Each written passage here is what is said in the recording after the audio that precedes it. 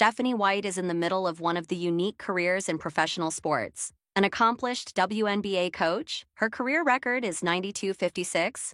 She was given the on-court keys 3 months ago to the Indiana Fever, where she will coach the all-star quartet of DeWanna Bonner, Aaliyah Boston, Caitlin Clark, and Kelsey Mitchell, as well as three-time WNBA champ Natasha Howard. Away from the Fever, she is a basketball analyst for ESPN, calling men's and women's college basketball and the NBA. She recently sat down for an extended conversation with me on the Sports Media Podcast, where she addressed the dual roles of broadcasting and coaching the Fever. It goes without saying that Caitlin Clark isn't just an all-star player. She's the most famous women's basketball player in America and one of the most well-known basketball players in the country, regardless of gender. How do you manage, and I don't mean this pejoratively, the circus that will be around her? I think first and foremost, she does an outstanding job of managing it all. Like, she's incredibly humble. She understands the big picture, so she views it understanding her celebrity, number one. But number two, she's a Midwest kid, a Midwest person, and she is who she is. She tries to live her life in an authentic way, but she's very much Taylor Swift 2.0. So I think from my perspective and from our staff and franchise, it's how do we help her navigate all of this? How do we help her protect her peace? Because it can be a lot. How can we be a resource for her? It's a different level now with social media and fan engagement. We want to be a resource and help protect her. She's an incredible kid. I call her a kid, but she's obviously a young woman. An incredible talent. She's an incredible human being. She works her tail off. There's a reason she is who she is in terms of a player. She's handled all of this with such grace and poise that most 23-year-olds wouldn't be able to. From a coaching perspective, keep the main thing the main thing.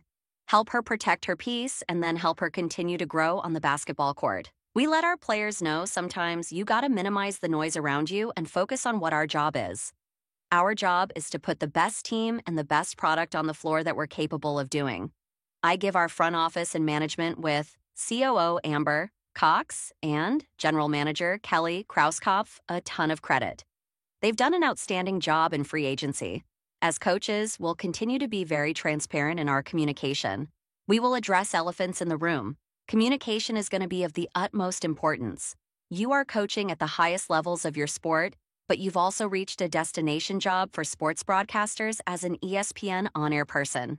How do each of the jobs help each other?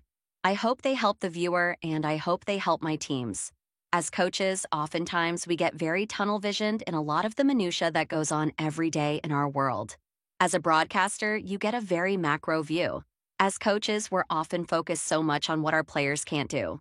As a broadcaster, we're always focused on what players can do. I feel like that helps me be a better coach and hopefully helps me be a better broadcaster. How did you get into broadcasting? I got lucky. I didn't study broadcast journalism in college. I studied aviation for 2 years.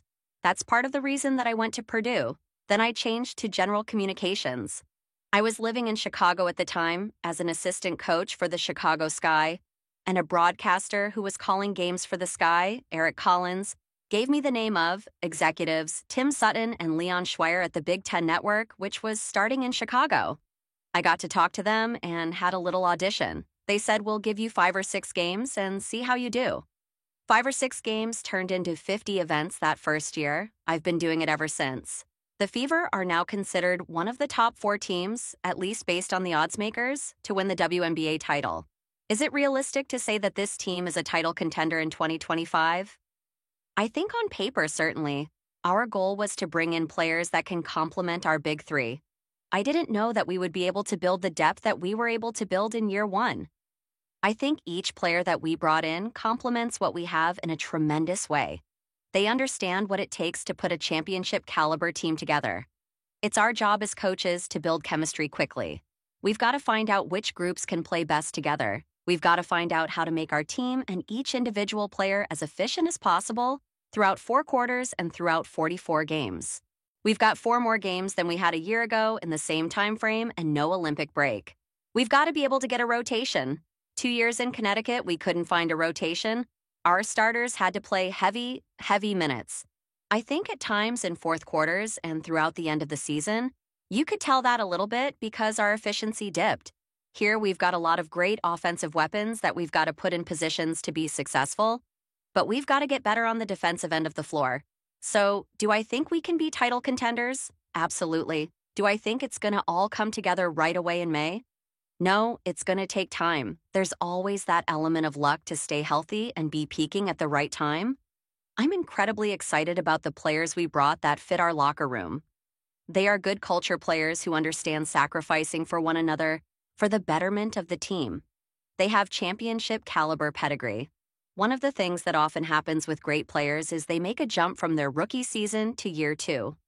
In the WNBA, that often means getting stronger. What's realistic in terms for Caitlin from year one to year two?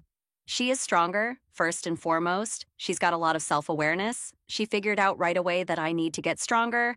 I can't get knocked around as much. She's done a great job of getting in the weight room and focusing on her strength in terms of low center of gravity, time under tension, all of those things.